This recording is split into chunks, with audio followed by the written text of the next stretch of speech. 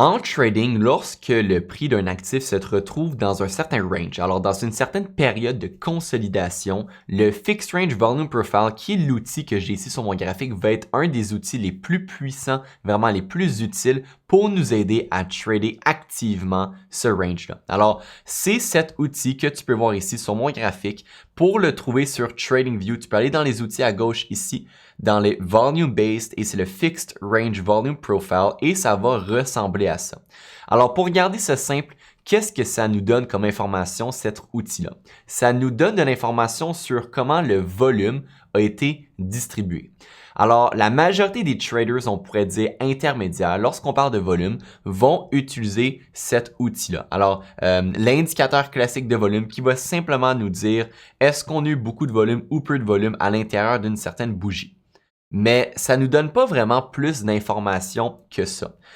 Si on compare ça avec l'outil que tu peux voir ici sur mon graphique, qui est le Fixed Range Volume Profile, ça nous permet de savoir sur une base horizontale à quel prix exact on a échangé le plus de Bitcoins dans ce cas-ci. Donc, on a eu le plus de volume. Alors, on peut savoir littéralement, par exemple, à 70 000, selon cette période de temps-là, voici comment qu'on a eu de volume.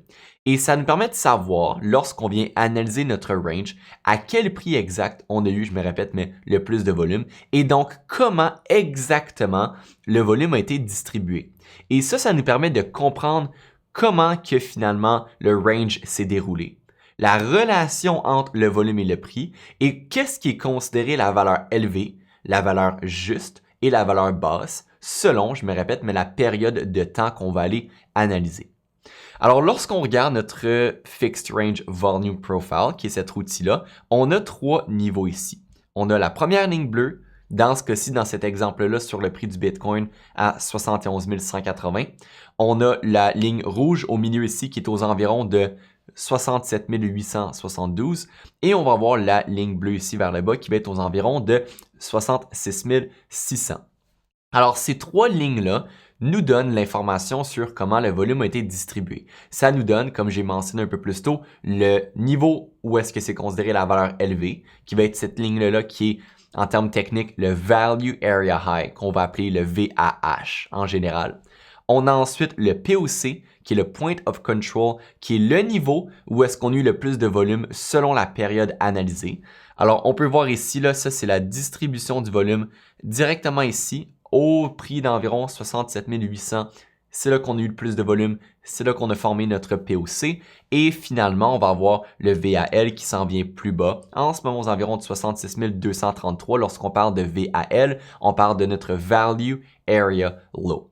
Alors, ces trois niveaux-là vont être extrêmement utiles parce que, comme j'ai déjà mentionné à multiples reprises, ça nous donne de l'information sur comment est-ce que le volume a été distribué et qu'est-ce qui est considéré valeur élevée, valeur juste et valeur basse. Et ensuite, on va utiliser ces niveaux-là comme niveau de support et résistance et comme niveau de contexte parce que ça représente nos extrémités du range où est-ce qu'on va être intéressé à trader et ça représente également le milieu du range où est-ce qu'on va être intéressé à peut-être réaliser des profits ou peut-être même prendre certains trades selon une bonne gestion des risques. Alors, on va regarder maintenant vraiment là, précisément la relation que le prix a avec ces niveaux-là. On peut voir qu'il y a maintenant quelques semaines, on a tenté un certain breakout de ce range-là.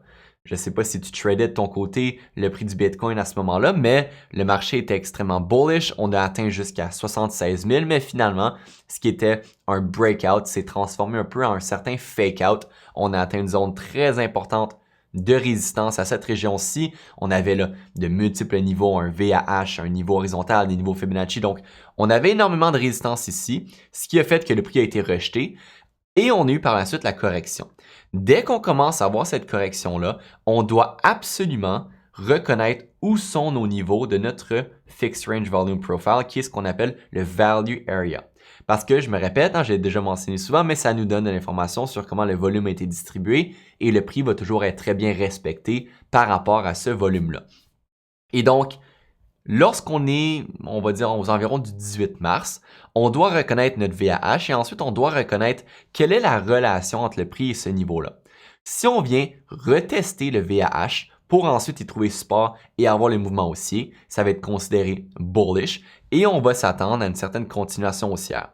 Ceci étant dit, si on vient briser ce niveau-là, qui est un niveau important, et reprendre officiellement acceptation en dessous de ce niveau, on va maintenant officiellement reprendre acceptation à l'intérieur de notre range en termes de volume, qui est donc plus bas que le VAH.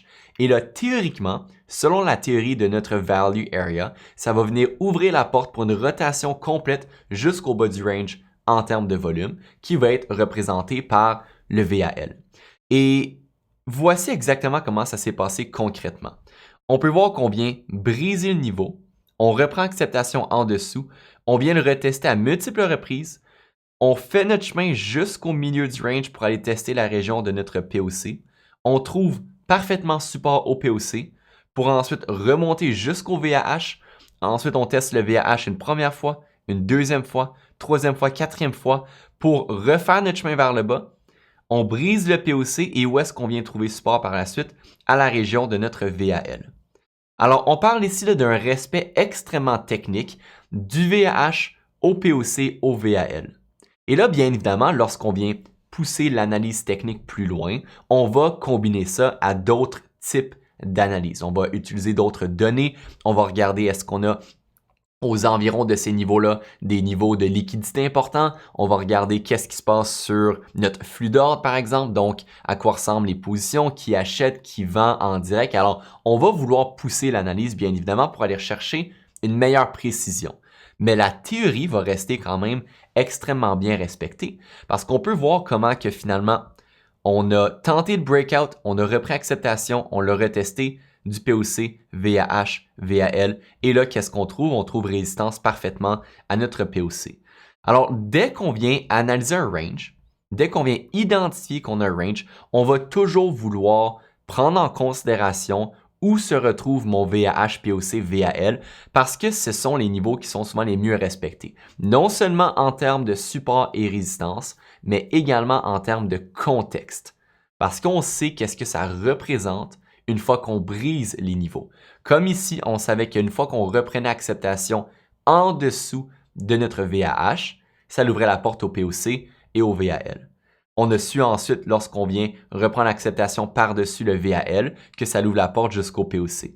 Et donc, pour la suite, en ce moment, on peut voir que notre POC, qui est la ligne rouge, va définitivement être notre résistance actuelle. Mais, si on réussit à reprendre acceptation par-dessus le POC, qu'est-ce que ça va faire? Ça va ouvrir la porte jusqu'au VAH pour cette rotation complète. Et ça va nous donner de la direction en termes de contexte. Je me répète, on va vouloir ajouter d'autres types d'analyses pour avoir une meilleure précision. On va devoir bien évidemment savoir comment les probabilités fonctionnent, avoir une bonne gestion de nos risques, gestion de la position. Il y a d'autres facteurs à prendre en considération. Mais à la base de l'analyse d'un range, la première chose qu'on devrait toujours faire, c'est OK, comment est-ce que le volume a été distribué par rapport à notre range? J'ajoute donc mon outil qui est le Fixed Range Volume Profile. Ça me donne de l'information sur cette distribution du volume-là, où se retrouvent mes trois niveaux importants, le VAH, le POC et le VAL. Et là, par la suite, je peux bâtir une analyse sur ça. Et c'est de la théorie qui ne fonctionne pas juste sur le Bitcoin ici que j'ai comme exemple, ça fonctionne sur n'importe quel marché, ça fonctionne sur les stocks, ça fonctionne sur les altcoins également, le marché de la crypto-monnaie, c'est toujours le même principe. Parce qu'on parle ici de données objectives. Ça va toujours être où se trouve le prix par rapport à mon volume et par rapport à mon temps.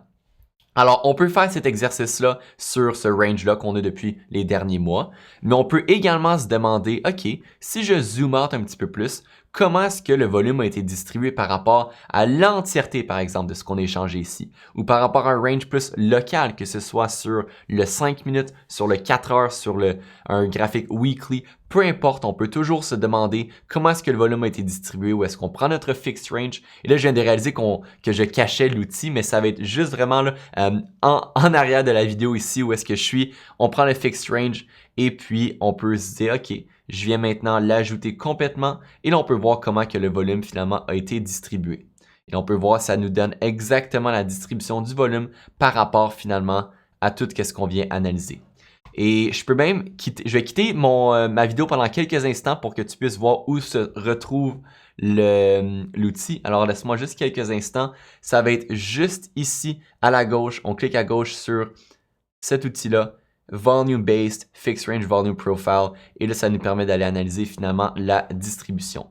Alors, je voulais juste m'assurer que tu puisses voir bien clairement où se trouve l'outil. Alors, je voulais partager cette vidéo-là relativement rapidement, juste pour que tu puisses ajouter maintenant cet outil-là à vraiment l'ensemble de ton analyse technique. Ça te permet également de mieux comprendre comment le volume est distribué finalement et ça nous permet honnêtement de prendre d'excellents trades. Ici à JB Trading, on est fiers de pouvoir avoir pris un trade short à partir littéralement du haut exact d'environ 71 700 grâce à cet outil-là parce qu'on venait de tester le VAH et on a également pu prendre un trade long à partir d'environ 65 500 à cause qu'on est allé tester le VAL. Alors, deux niveaux extrêmement bien respectés, puis on peut voir en ce moment où est-ce qu'on trouve résistance. Comme j'ai mentionné il y a quelques minutes, c'est directement sur, encore une fois, le POC, qui est un autre niveau de notre Fixed Range Volume Profile. Alors, écoute, si tu as des questions par rapport à tout ça, n'hésite surtout pas. Je comprends que c'est une vidéo qui est peut-être un peu moins précise qu'à l'habitude,